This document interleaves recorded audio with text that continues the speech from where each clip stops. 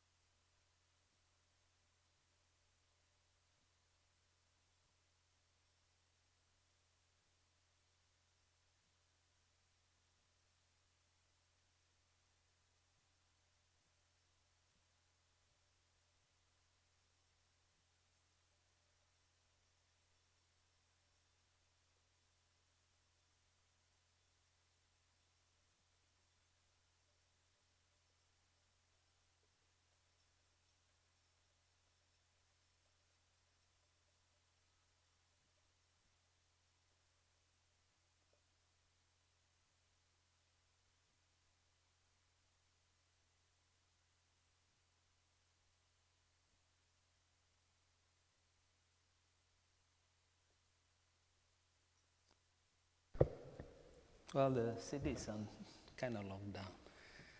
So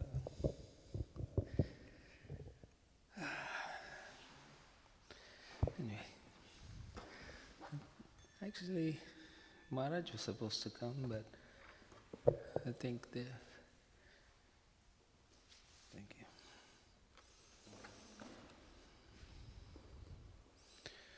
Om Namo Bhagavate Vasudevaya.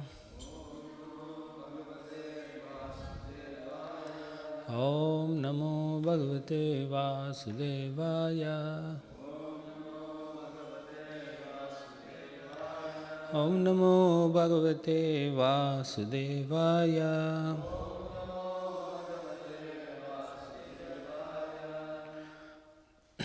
Narayanam Namaskritya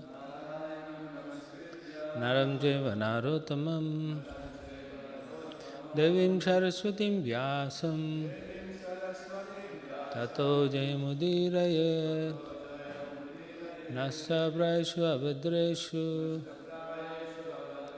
Nityam Bhagavata Sevaya Bhagavate Uttama Shloke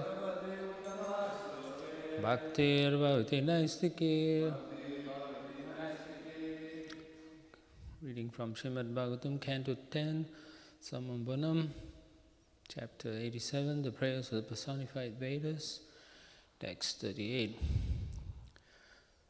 Saha Yad Ajaya Tu Ajam Anusayita Gunan Cha Jushan Bhajati Sarupatam Tat Anu Mrityum Apeta Bhagaha Tvam Uta Jahasi Tam Ahi Eva Tvacham Attabhagaha Mahasi Mahiyase Astagunite Aparimeya Bhagaha.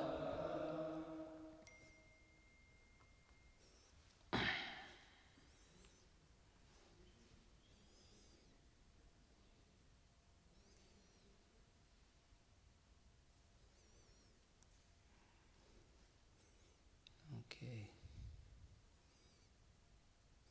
Sayarajayatu ajam anusayita gunam chajusam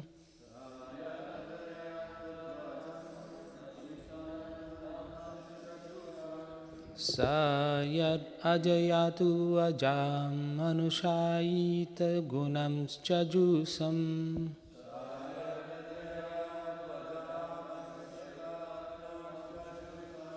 Bhajati sarupatam tadanu mrityum apeta bhagaha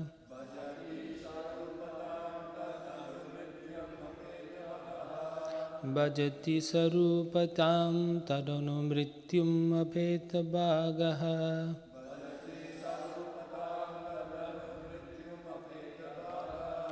Tvam utajahasitam mahiriva tvacham attabhago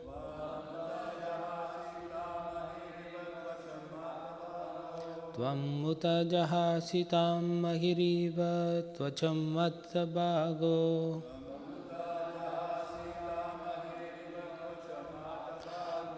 Mahasi mahiyasista gunite parimeya bhagaha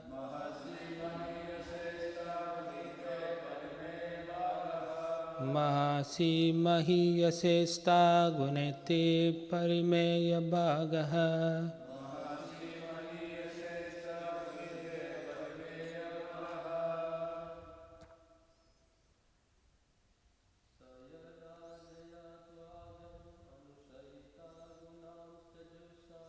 Sayat ajayatu ajam manusayita gunam chajusam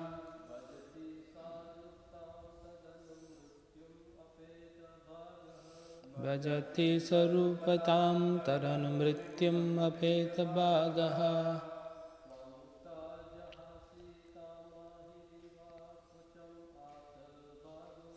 Tam muta jahasitam ahireva tvacham attabago.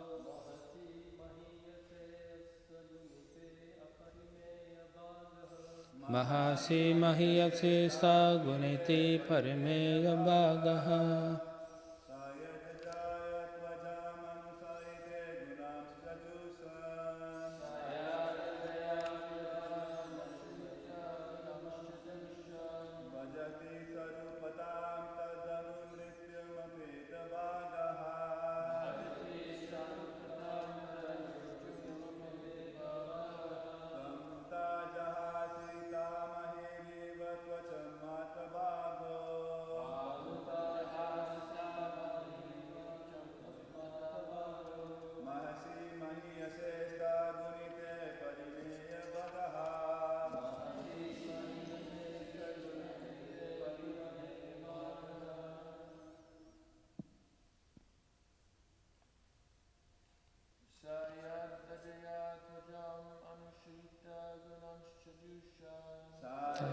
Jayatu ajam anushayita gunam sajusam.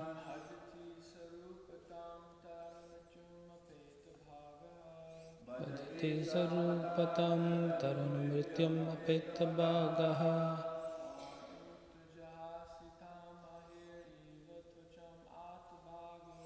Tam muta jahasitam ahireva tvacham attabago.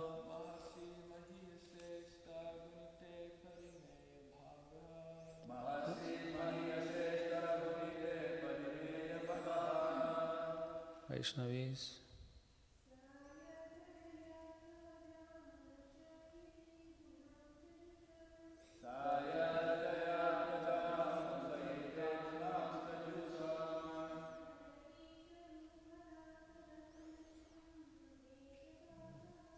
Bhajati sarupatam taranumrityam apetabhagaha.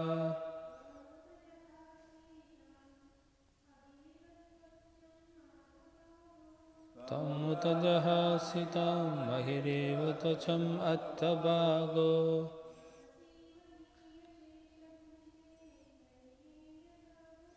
Mahisi mahiyase sa guneti parimeya bhagaha.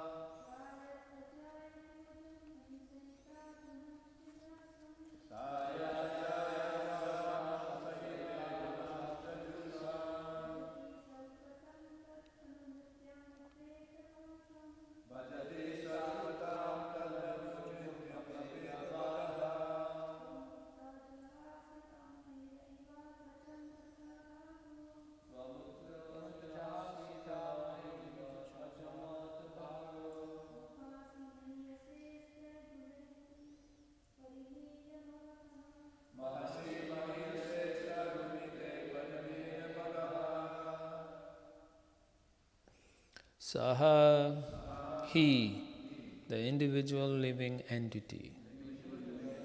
Yet, because Ajaya, by the influence of the material energy, two, but Ajam, that material energy, Anushayita, lies down next to Gunan, her qualities, Cha, and Jushan, assuming, Bhajati, he takes on, Sarupatam, forms resembling the qualities of nature. Tad Anu, following that, Mrityum, death, Apeta, deprived, Bhagaha, of his assets. Tvam, you, Uta, on the other hand, Jahasi, leave aside, Tam, her, the material energy, Ai, a snake, Iva, as if tvacham, its old discarded skin. Atta bhagaha, endowed with all assets. Mahasi, in your spiritual powers. Mahiyase, you are glorified. Astagunite, eightfold. Aparimeya, unlimited. Bhagaha, whose greatness. Translation and purport by the disciples of His Divine Grace, A.C. Bhaktivedanta Swami Srila Prabhupada. Prabhupada ki jai. Translation: the illusory material nature attracts the minute living entity to embrace her, and as a result he assumes forms composed of her qualities. Subsequently, he loses all his spiritual qualities and must undergo repeated deaths. You, however, avoid the material energy in the same way that a snake abandons its old skin. Glorious in your possession of 8 mystic perfections, you enjoy unlimited opulences. That's nice, huh? But although, do you want to do the translation? The illusory material nature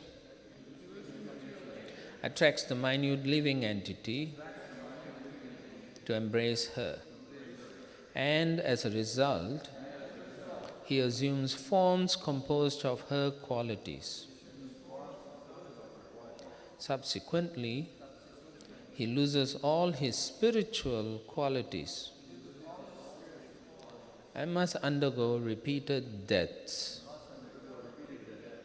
You, however, avoid the material energy in the same way that a snake abandons its old skin. Glorious in your possession of 8 mystic perfections, you enjoy unlimited opulences. Purport: although the jiva is pure spirit, qualitatively equal with the Supreme Lord, he is prone to being degraded by embracing the ignorance of material illusion. When he becomes entranced by the allurements of Maya, he accepts bodies and senses that are designed to let him indulge in forgetfulness. Produced from the raw material of Maya's 3 modes, goodness, passion and nescience, ignorance, these bodies envelop the spirit soul in varieties of unhappiness, culminating in death and rebirth. There's a famous verse in the 13th chapter, right? Karanam gunasangasya sarasadyonisu janmasu. And then there's the bhungte prakriti stohi. What is that?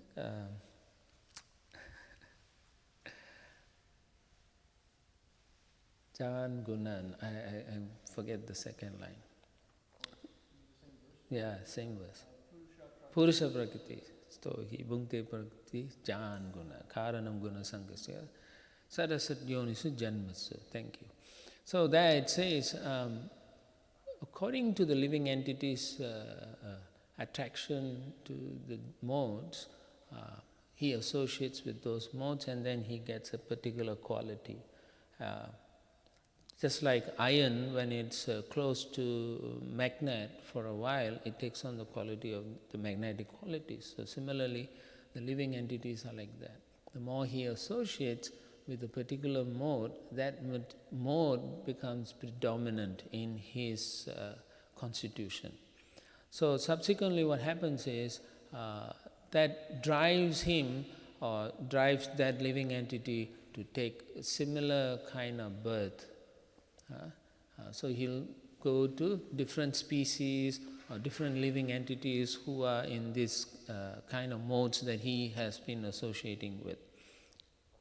So in one sense, the material energy also is like a huge, you can say, a repository of qualities, material qualities, and I think it's in the second canto where you can see all the, or in the third canto, all the different types of qualities, different types of things they want to see, taste, and so on are within this material nature. So according to your desire, the material energy assesses your karma and everything and gives you that particular body. So as devotees, when we look at ourselves, you don't have to look in the mirror, you can look at any reflection, but even you look at yourself, you are the product of your previous association, desires, karma, and so on. So you can ask yourself, is this a choice I made? Is this who I wanted to be? But that's what we desired, and so we are getting the results of our previous actions.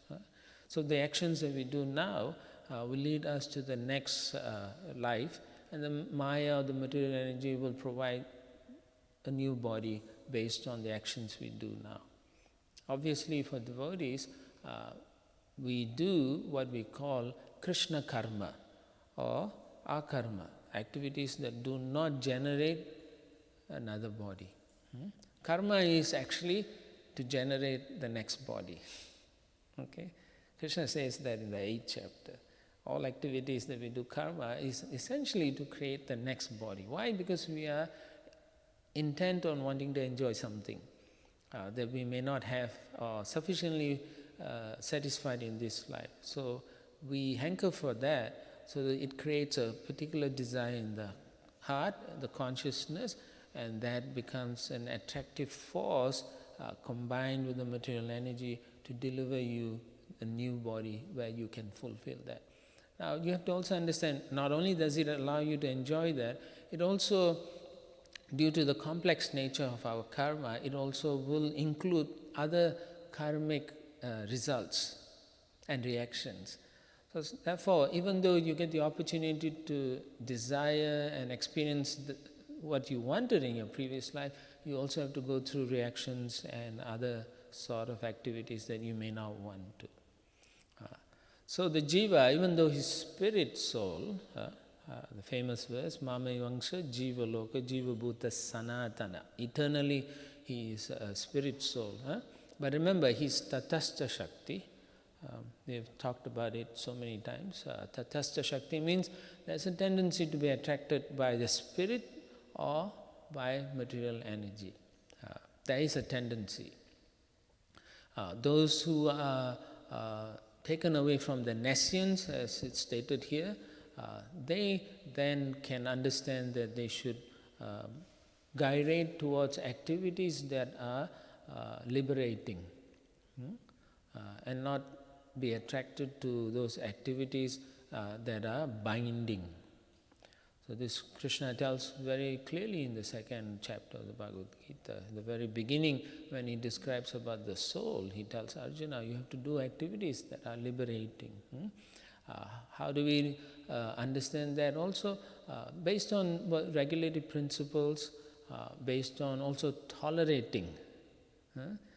Our mind, our hearts will desire things that may not be favorable. So then Krishna says to Arjuna, you have to tolerate. Martas pasastu konteya stitosna sukha dukkada agapa maino nitya tamstatikshva bharata. So just like winter and summer seasons, just like yesterday was hot, 80 something, this morning is 50 something. So, and it makes people sick, right? Everyone gets sick and so on. So, but we have to tolerate. Tolerate the difficulties, tolerate the nuisance. Material body is actually for us to tolerate. What we don't seem to appreciate, it's not meant for enjoyment actually. The whole material body is actually to perform tapasya. These were the instructions Lord Brahma himself got when at the dawn of creation. So the goddess Saraswati told him, tapa, And he had the intelligence, or he was given the intelligence to understand, I have to tolerate, I have to perform austerities. So how do we get this understanding? Through the mercy of devotees, through the mercy of the Supreme Lord, and through the revealed scriptures. So in the 4th chapter of Bhagavad Gita, Krishna says transcendental knowledge. You get it through different forms of sacrifices. And part of sacrifice is to tolerate also. Sacrifice means what? You tolerate, you give up something in order to gain something.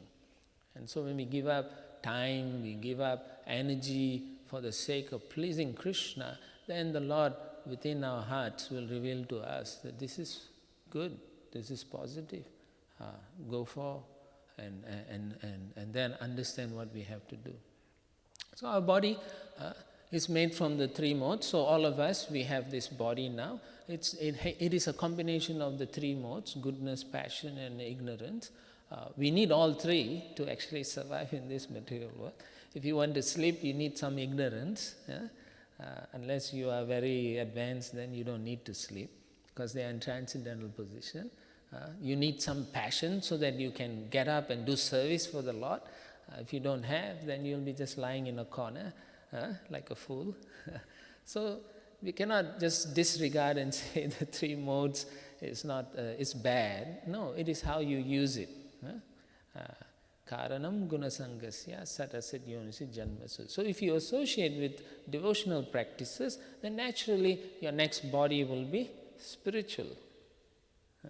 So every activity you do for the pleasure of the Lord, directly, indirectly, through the association of devotees, guarantees us to have a higher or more positive birth. When I say positive birth, it means that you have the opportunity to increase your devotional attributes. We are all going through different cycles based on our consciousness, based on our desires, karma, and so on. So mostly we either take up the process seriously, or we take it in a regular fashion, thinking it's okay for now, it's all right, Just like we see, right, so many, it's practically at the point of hysteria out there. And it will affect devotees also, sooner or later. And the government is telling many people not to go and congregate together. But you can see in the beaches, it's packed. And so they have to shut down, bring in the National Guards. So 50% of the country is now, the National Guards are already deployed. And so it's a question of time when they'll just tell you, don't walk outside unless you're going to buy something. Going to some, even I think they've pretty much shut down everything, no? Except for in Italy, Prabhu says they need a form to actually go out. So you can see how bad the situation is. And it's sad for them because their population is very much older, and so there's a higher rate of people dying.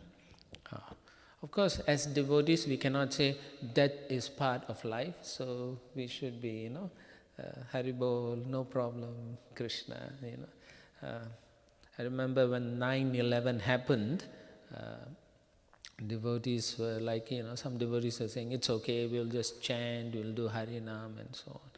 And my Guru Maharaj was telling me, these people are all crazy, He said we should understand what the situation is carefully, otherwise people will not respect us. They will think we are also fools. Doomsday scenario and stuff like that. Jai Shri Shri Radha Nila Madhava Ki Jai. Shri Radha Giridhari Giri Govardhan Ki Jai. Shri Shri Nitai Chaitanya Chandra Nitai Gaura Chandra Ki Jai. So we shouldn't have such an attitude. We should also monitor the situation in the country very carefully. If anything goes wrong, then you know what steps to take. He said we shouldn't be always going Hare Krishna, and then people in the streets may be shooting others. So be careful. Don't take things for granted in this material world. In fact, I was just checking on some information, and then they said the sales of guns and things have gone up because people are getting very frightened.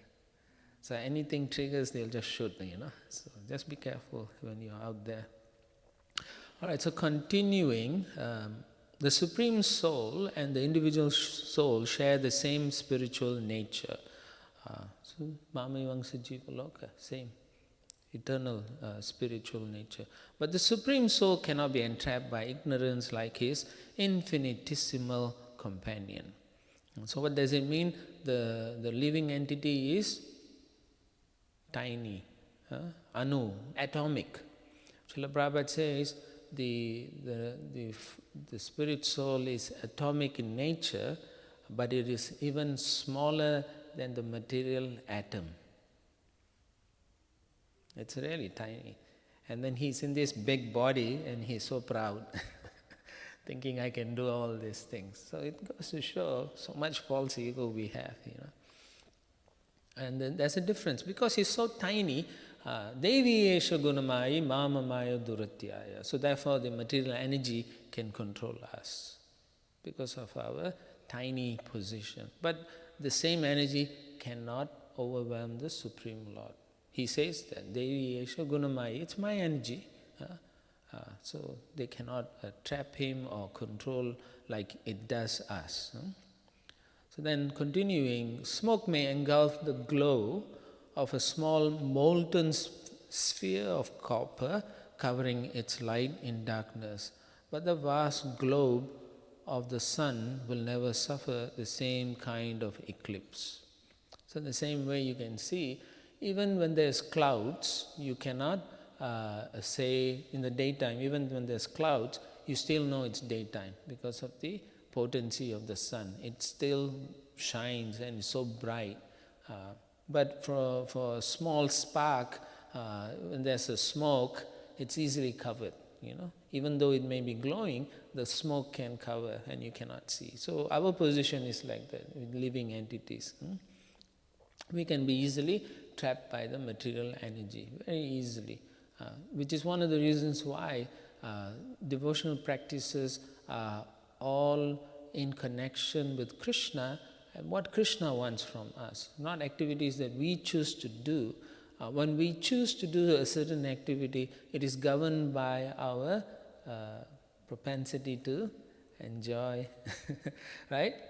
Any activities, even among devotees, if you ask them choose something, there's a tendency to choose that which we enjoy. Therefore, we have to learn to do activities in Krishna consciousness that we enjoy. So that way, our propensity gets more and more purified in Krishna consciousness. Obviously, in the beginning, we should try all the different aspects of devotional practices so that then we can understand what is more attractive for each one of us.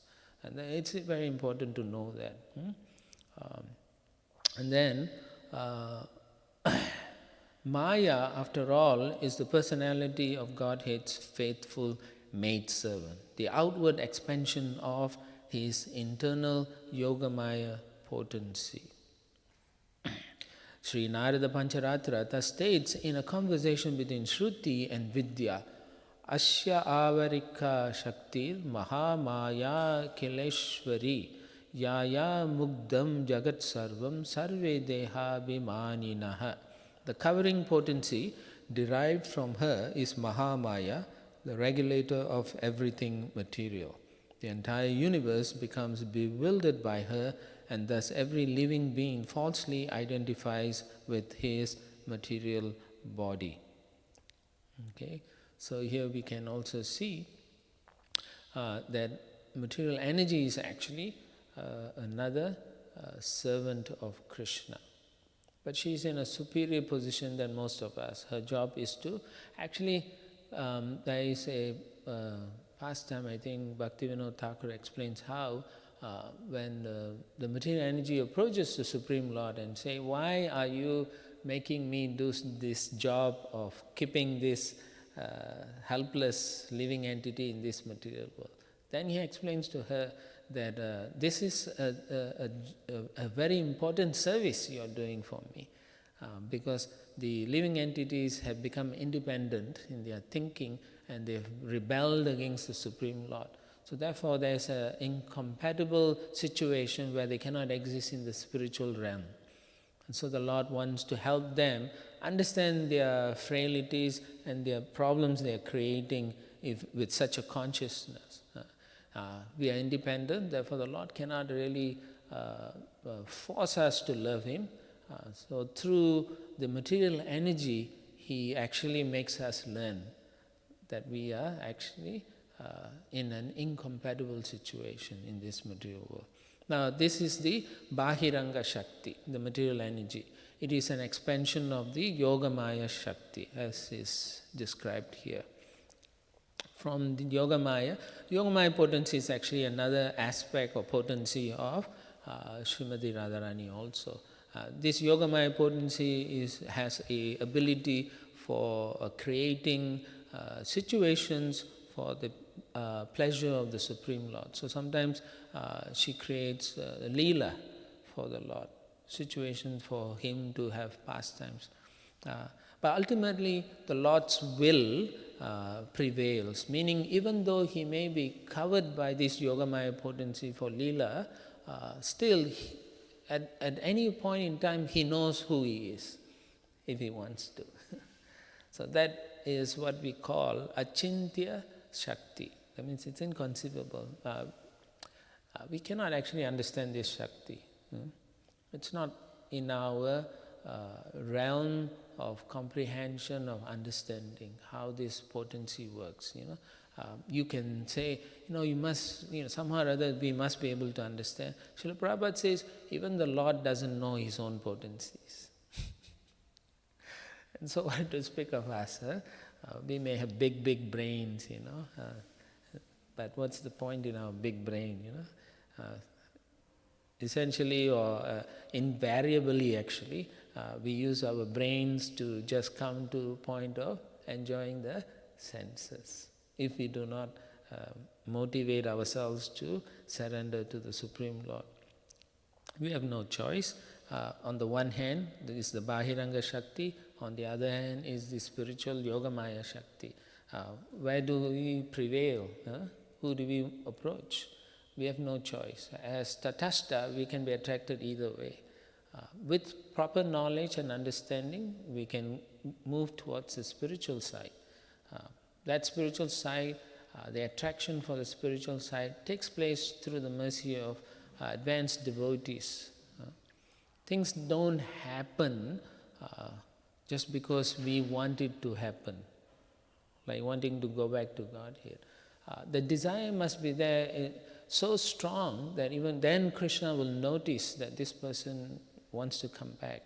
And that's when Krishna interacts with each and every one of us, the devotees who want to go back. Those who are not interested, Krishna is also not interested. It's a very natural act actually. It's like all of us, right? If each of us have no relationship with one another, do we pursue? No, unless we are very, very desperate for that association, or unless we are very compassionate, we do not pursue relationships like that. Correct or not? So when we go out to preach, we are trying to create a natural connection with Krishna. We are not trying anything artificial. That relationship is already there. It's a question of how we awaken people's relationship. And so, this is very important to understand for all of us, so that we know that why we even take up the devotional practices.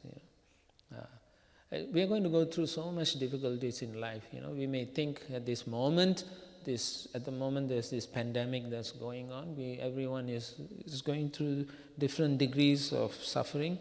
I was just reading a family in New York. The mother had like 11 kids, I think, and then already 4 of them are dead, And she died. She didn't even know her children are dying already. And the whole family, they don't know what's happening. They're asking why are we all dying, So from a material point of view, from an empathic point of view, we can feel this frustration and unhappiness, things like this happen. But more and more as time goes on, everyone is suffering one way or another. We have to come to the point of understanding that actually we are all just servants of Krishna. And that should be our foremost cultivation, actually. Anything else in this material world is temporary, the relationship. It's going to go sooner or later. Friends will come and go. You can have a pet dog and he'll die one day. A pet cat, he'll die. A pet budgery, he'll die. Everyone has a time span, But what to do? I can remember also a few years ago, one devotee was here, they had a cat and the cat died. So they made a big ceremony and then they dig a hole, they put the cat's body and then cover, they put some stone saying, here lies so and so. So, but after a while, in the first few times, I saw them clearing the stone and making it look nice and so on. But after 6 months, nobody cared. They were all walking past it and the grass grew over the stone, and that's how it is. Relationships are temporary as long as we are in the material world. You can never have a permanent relationship. But devotional practice is permanent, it's eternal. It is our original constitutional activity, devotional. Whatever we are doing now, the chanting, the kirtans, the aratis, the dressing of deities, everything is the same in the spiritual world. Prabhupada said whatever we are doing here is for practice. And once you perfect it, then you do the same activities in the spiritual world. It is the way and the means to go back and do the same thing. But the pleasure you derive will manifest if the sincerity is genuine. That's what Prabhupada says. One has to be genuine in that desire that, I really want to have this connection with Krishna. I really want to be there with my spiritual master, with my God brothers, God sisters, with the whole of Iskcon. We want to be there. That mood should be proper. Now, just like all this material energy is affecting us, it doesn't affect the Supreme Lord. So here, continuing, just as a snake casts aside his old skin, knowing that it is not part of his essential identity, so the Supreme Lord always avoids his external material energy. There is no insufficiency or limit to any of his eightfold mystic opulences, consisting of anima, the power to become infinitesimal, mahima, the ability to become infinitely large, and so on. Therefore, the shadow of material darkness has no scope for entering the domain of his unequal, resplendent glories.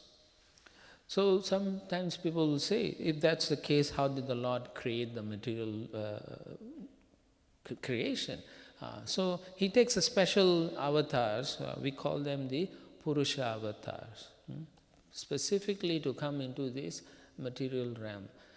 With his potency, it is said that 25% of his creative potency is invested in the creation of the material energy. Just imagine, he requires 25% of that potency to keep all of us in check. So even though we are infinitesimal, we are so difficult to control that the Lord has to invest 25% of his energy to create this material realm to keep us here. Such a rascal. Such hard knocks, right? Very hard to stop us. What is the size of the soul? 1/10,000, the tip of your hair. So tiny, but so difficult to control. So when the living entity comes into the material, when he touches the material energy, or rather when he leaves, at the moment he doesn't want to serve the Lord, immediately the false ego comes in place. Very subtle. The false ego is so subtle. Even practicing devotee, sometimes we don't see it, but the false ego is there. So we have to be very, very cautious Always ask ourselves, and therefore the most important, one of the important thing that we should always consider is, am I doing it for Krishna and his devotees, or am I doing it for myself? Same with dressing the deities also. After we come back, we look at the deities.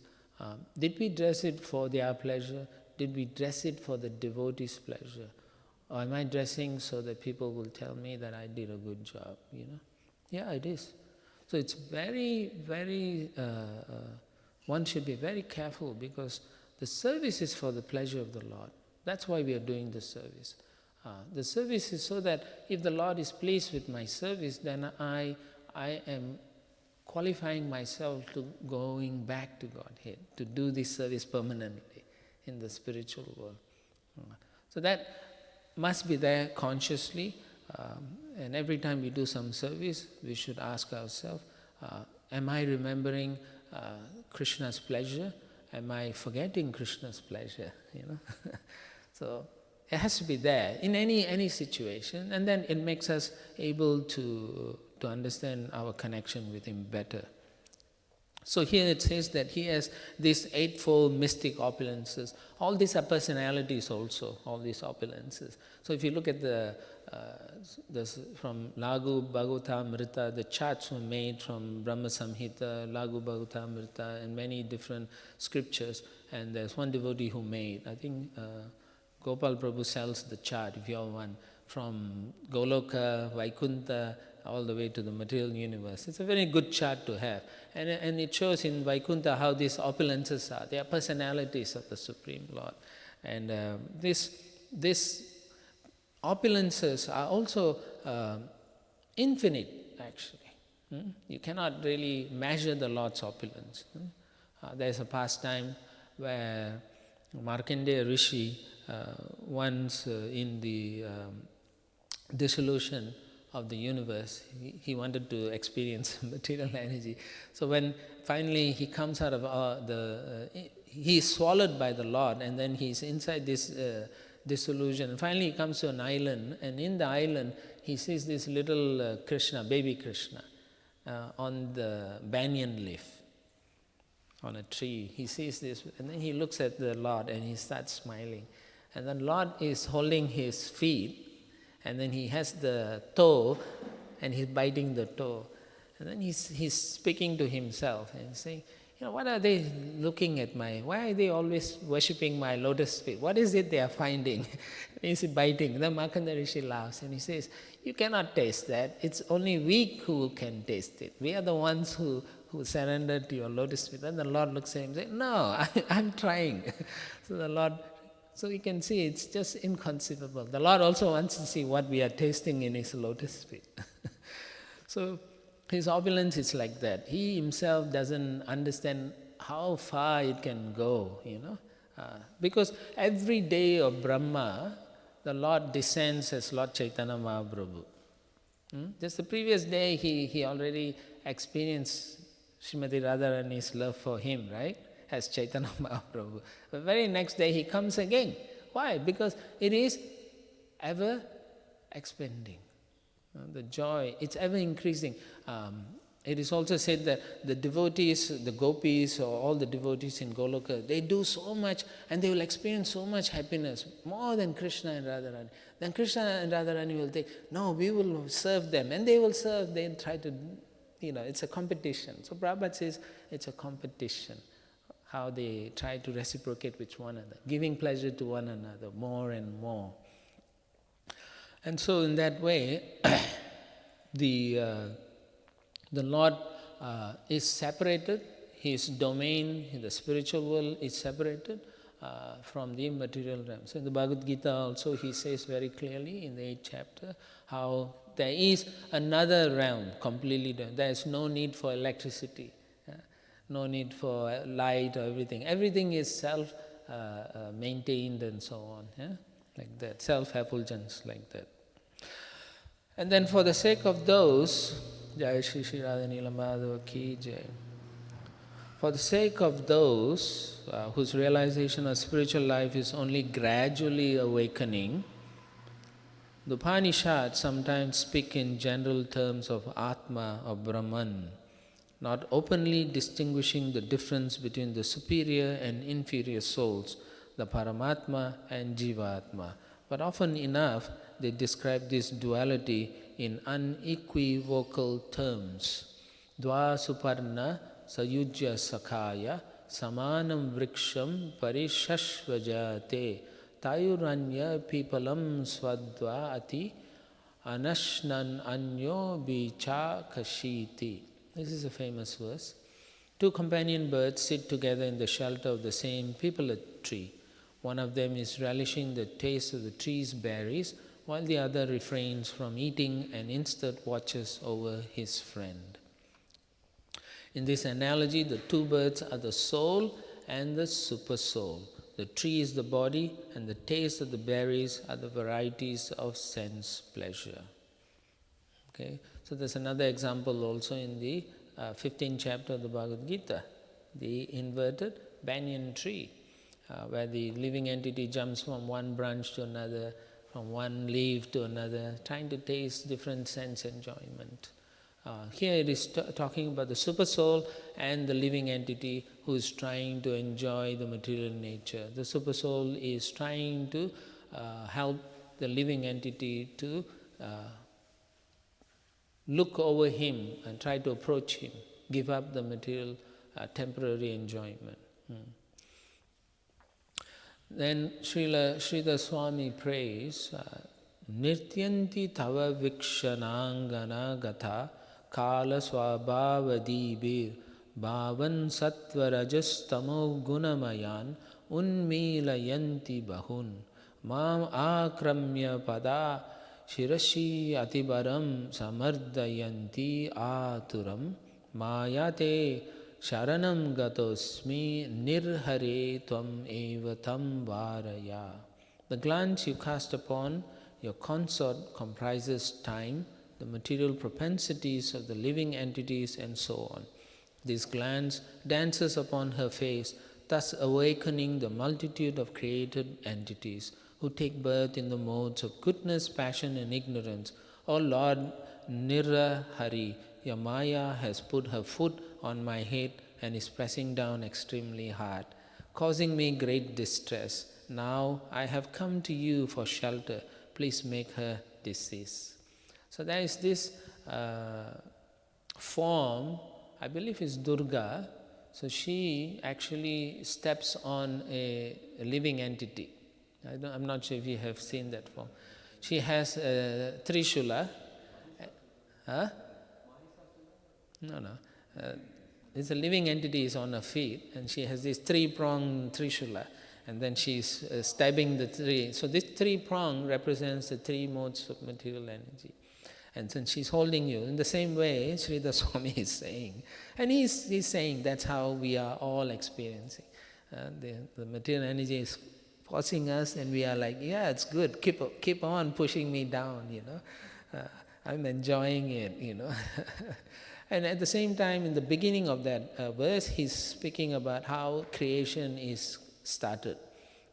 The Lord glances, his glancing potency is through the agency of Shambhu, who gathers all the living entity, together with Kala Shakti, which also comes from the Supreme Lord, and then they consort together with the material energy. And then the material energy is awakened to fulfill their material desires. And so then Brahma then appoints them in upper planetary, middle planetary, and lower planetary according to your materialistic body. And then we think, hey, I'm cool. I'm enjoying. So then we go through this cycle again and again and again. So difficulties will be there in trying to go back to Godhead, but we should persevere. The main important thing is to accept that we want to go back to Godhead, and that I will do everything within my powers to go back to Godhead. I'll do all those things that is recommended to go back to Godhead. Those activities must be accepted in our hearts. Then you can make the advancement.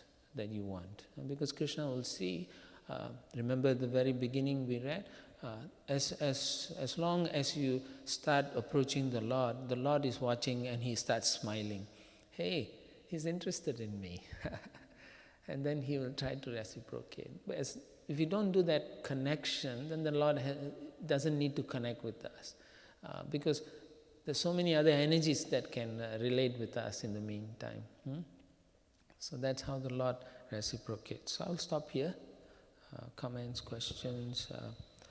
We are trying to stream Srila Prabhupada classes because we are trying to avoid, social distancing. We are trying to make sure that is real. So they are trying to look at the streaming of Srila Prabhupada classes. So anyway, any comments, corrections you want to add? Yes, Bhakti Dag. Hare Krishna. I just had one comment. I wanted to first thank you for the great class.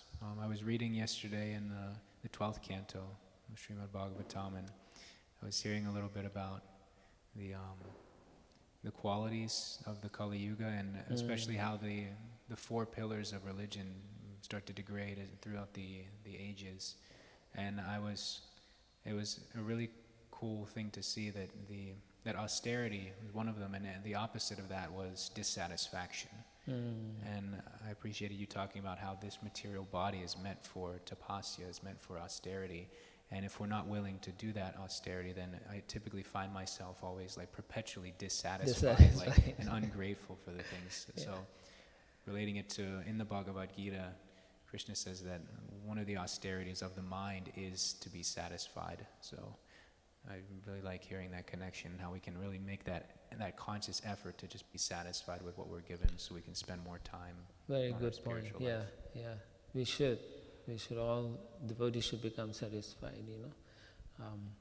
It's very important because once we are not satisfied sufficiently, any small thing will derail the train, to go into that destination. Just a little bit, you need a little pebble in the tracks of the train will derail it, The whole cabin will just fall over, or the car, so to speak. So we should always think carefully before we react. That's another thing we lack, actually.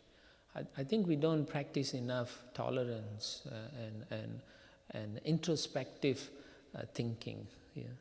Devotees should practice thinking about it. In fact, advanced devotees should tell, if someone comes and complains, you go and think about it carefully. And then tell me what are the pros and the cons. Because when they start thinking, then they'll realize good things. One devotee called me last night, and then he was saying that how he made a mistake, and he was thinking that by his behavior, his spiritual master and his family's name has been spoiled. And so he said, what am I going to do? What can I do to fix this, So we talked a little, then I suggested that he first outline the activities he did that came to that point, and I told him, write this as a confession letter to your spiritual master. And then he said, I'm not sure if my spiritual master will reciprocate or even speak to me. I said, that isn't the point. The point is you are telling your spiritual master that you're revealing in confidence what you have done, and you are asking him to give you his mercy so that you can overcome these difficulties in your heart. So he liked that, and then he said that will help him a lot. So at the same time, I also told him that this is also a valuable lesson, that Krishna is showing you that no matter how many years we are practicing, we still have so much other anarthas, or anarthas that we have kept hidden by our external behavior.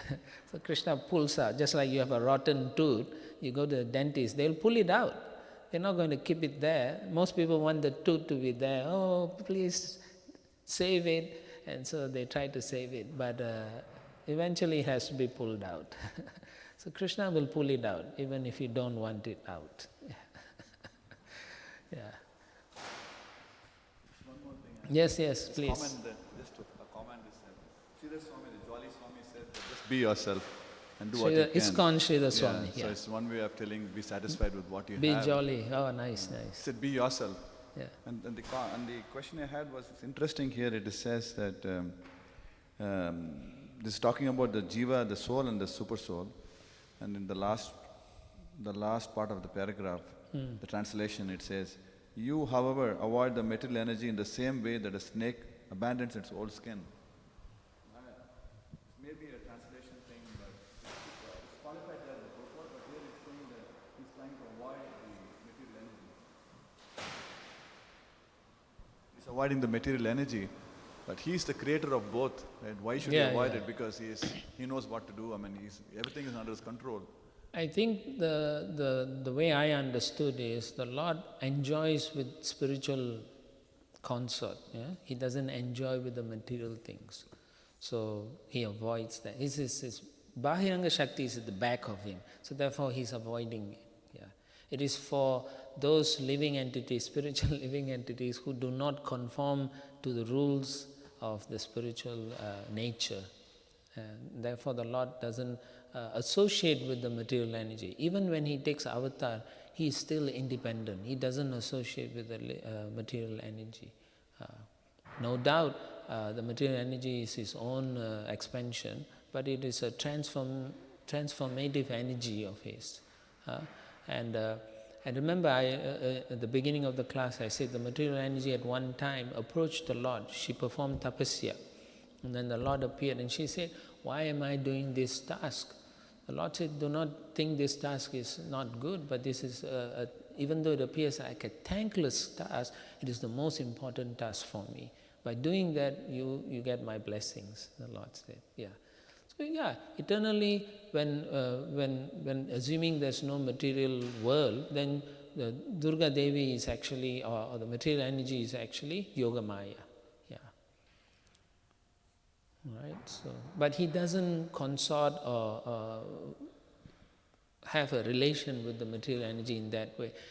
In fact, in the Bhagavad Gita, Krishna says, Maya Dekshena Prakriti Suyate Sa Characharan. Through his supervision, through his will, the material energy works, not through his direct association. Yeah. If he wants, he can associate also, right? Like, if he wants, of course, the Lord can do anything. Like in his avatars, when he comes, yes. like Lord Ram, he was so much in grief, yes. losing Sita. And yes. So that he's not associating with nature, it's this Yoga Maya thing doing it, but still it's in a way.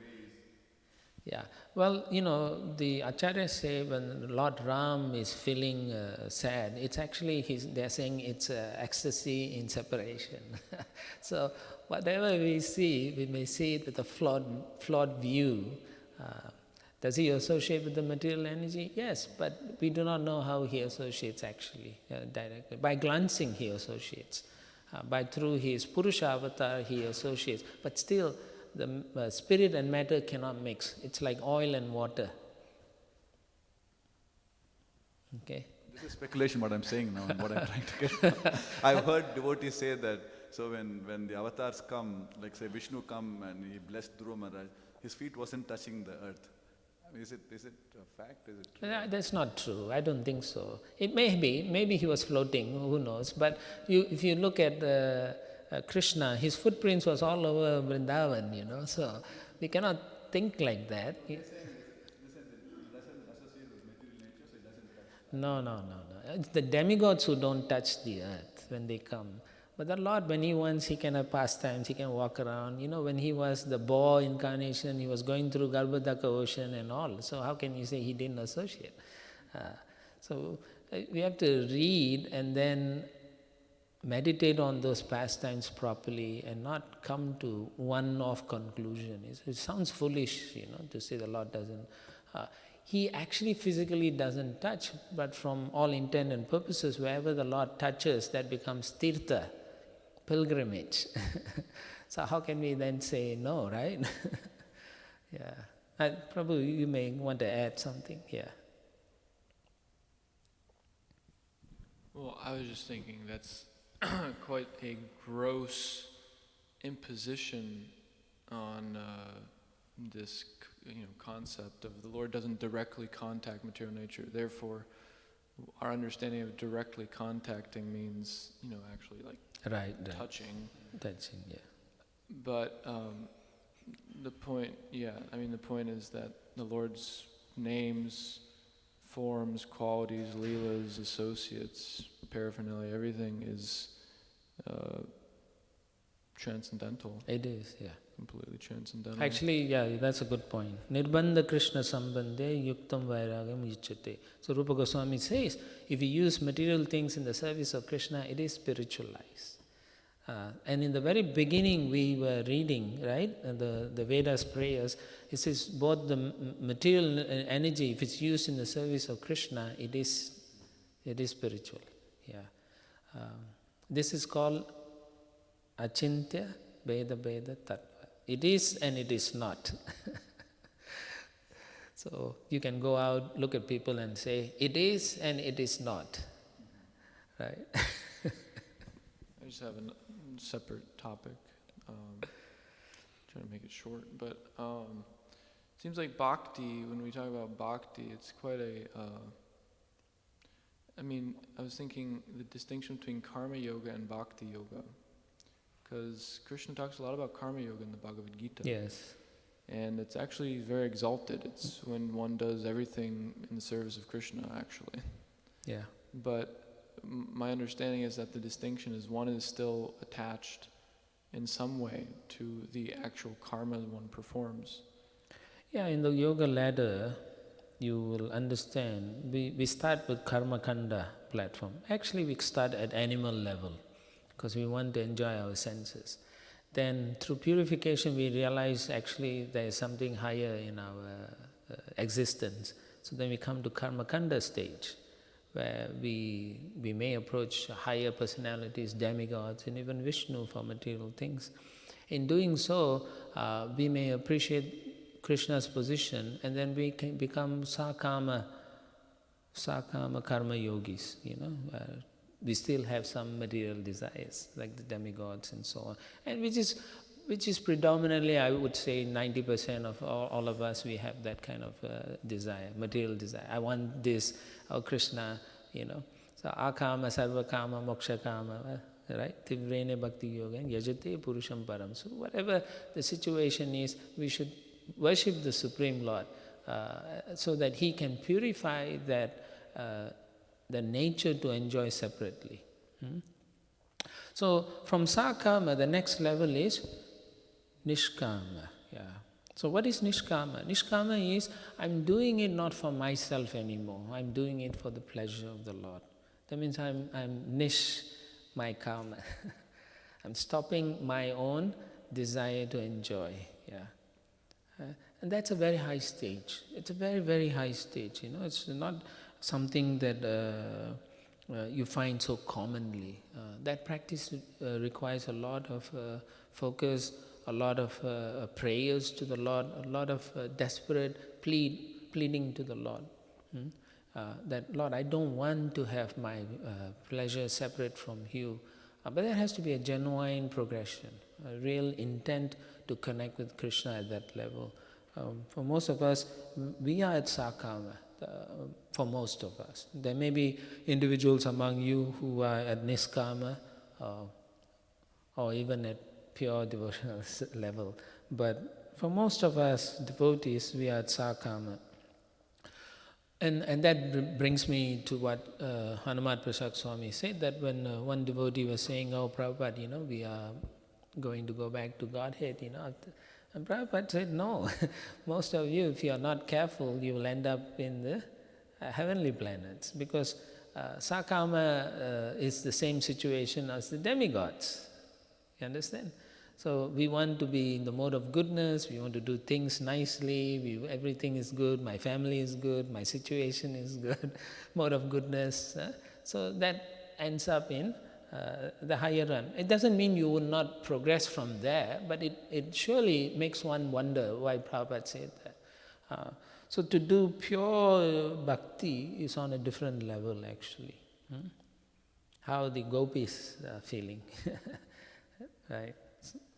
Yeah, go on. So what distinguishes Nishkam Karma Yoga from Bhakti? Well, I believe there's two types.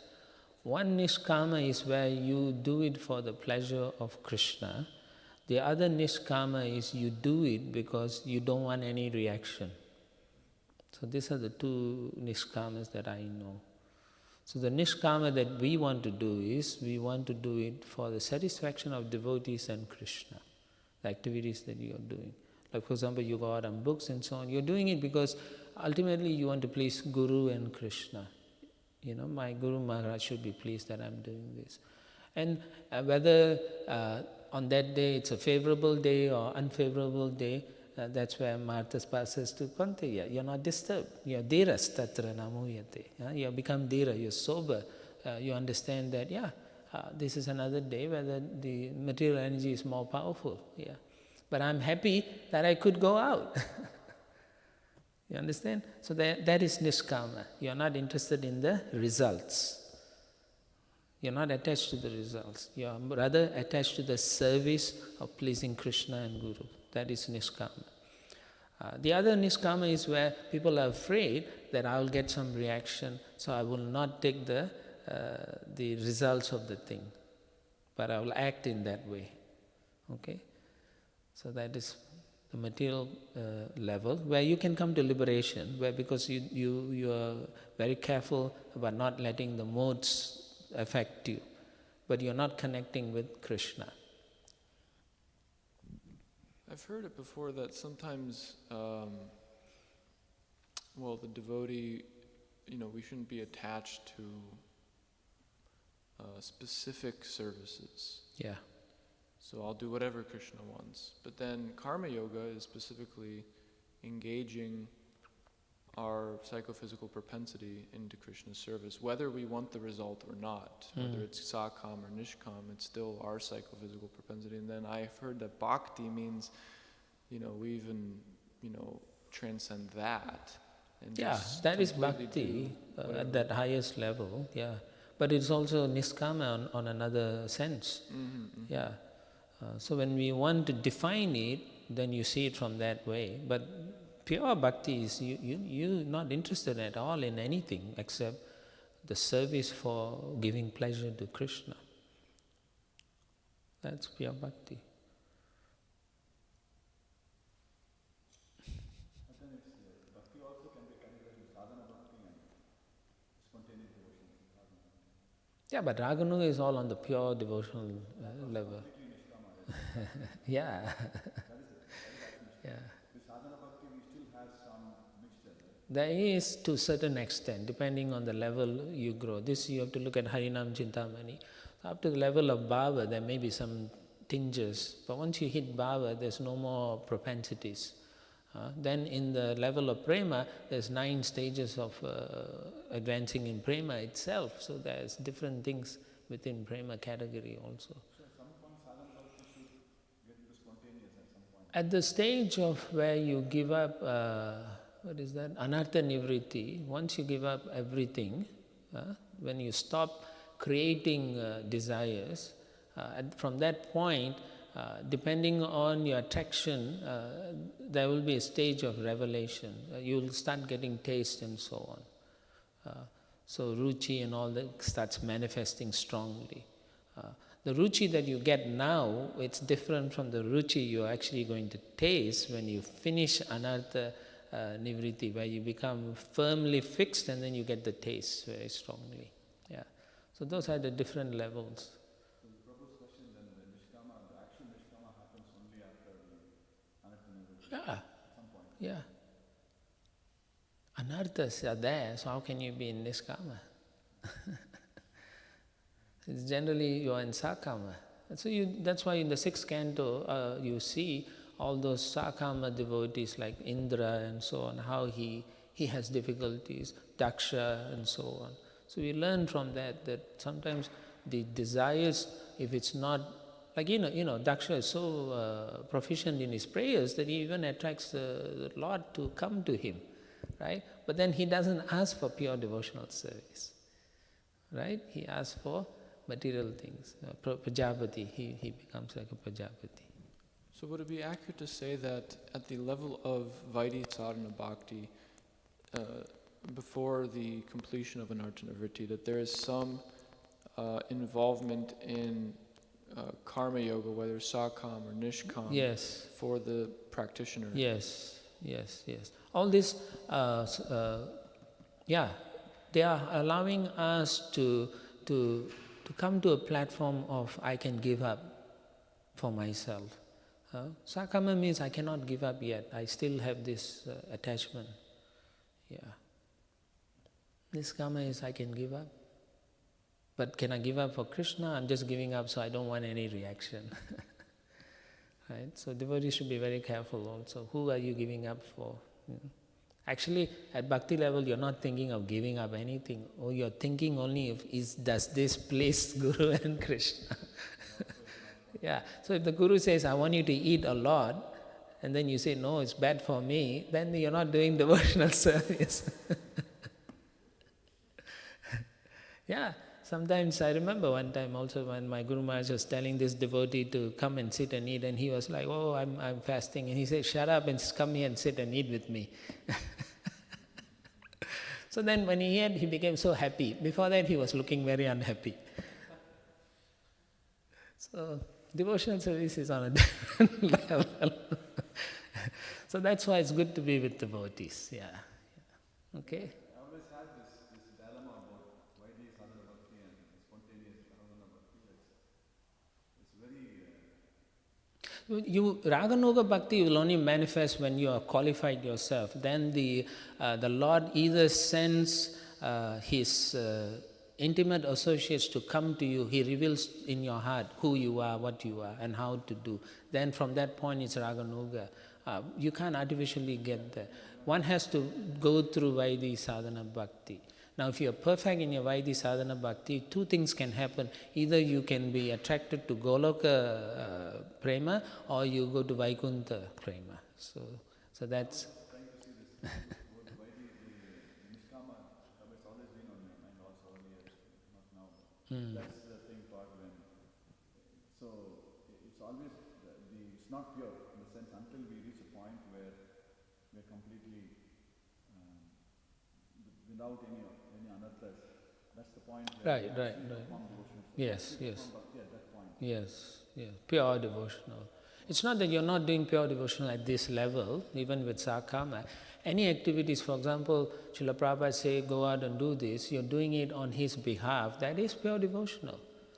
But you are not at that stage, but you're doing a pure devotional activity. Okay? And it should raise you to that level. Okay? Sorry, Okay. I was just thinking sometimes people confuse the term Raganuga with Ragatmika. That was one of the main edits in the book. The original editors had heard Ragatmika and put it Raganuga because they didn't know this term Ragatmika. But Ragatmika refers to the Premi Bhaktas, Yes. the residents of Raj. Residents of Raj. And Raganuga refers to those who are following in the footsteps of Ragatmika Bhaktas. Of the Ragatmikas, yeah. Yes. So sometimes we speak of Raganuga as the absolute perfectional stage, which in one context it is, but in another context, the way Rupa Goswami actually has it categorized is Raganuga is part of sadhana bhakti. Yes, it's called Raganuga Sadhana Raganuga Bhakti. Sadhana Bhakti. There's Vaidhi Sadhana and then there's Raganuga Sadhana. Yeah. And you do Vaidhi first and it just naturally leads into Raganuga. But Bhava Bhakti is what needs to be bestowed at the level of... And then from Bhava it's easier to go to Prema. Yeah. But And you are right, Bhava and Prema is from the divine itself. Yeah? It descends. It's not something you get out of austerity. It is mercy.